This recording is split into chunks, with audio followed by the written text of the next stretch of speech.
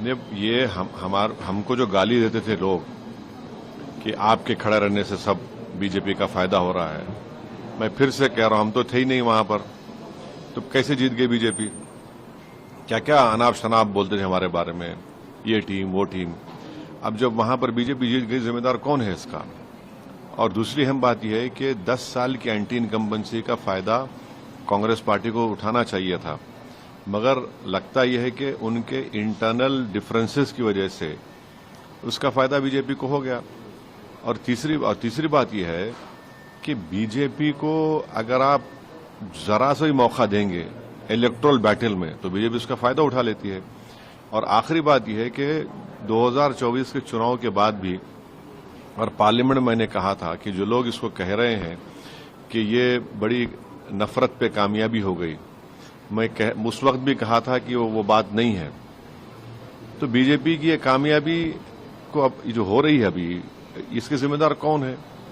तो ये है असल। कांग्रेस पार्टी पे निशाना नहीं, निशाना नहीं है भाई। मेन अपोजिशन तो आप ही है वहां पर, मेन अपोजिशन तो ओवैसी थोड़ी है, मेन अपोजिशन आप ही है। और 10 साल के एंटी इनकम्बेंसी के बाद 10 साल और फिर आपके हालिया पार्लियामेंट के चुनाव के नतीजे के बाद एक गोल्डन अपॉर्चुनिटी थी इनके पास कि बीजेपी को हरा देते वहां से, मगर वो नहीं कर पाए। इनका अपने इंटरनल डिफरेंसेस की बुनियाद पर, अपने एरोगेंस की बुनियाद पर, तो बड़ा। इसको आप बीजेपी की जीत नहीं बल्कि कांग्रेस की नाकामयाबी बता रहे हैं आप? मेरा मानना यह है कि देखिए, मध्य प्रदेश में भी जीतना चाहिए था, छत्तीसगढ़ में भी जीतना चाहिए था, यहां पर भी जीतना चाहिए था। तो ये तीसरा ऐसा प्रदेश है जहां पर बीजेपी को हारना चाहिए था।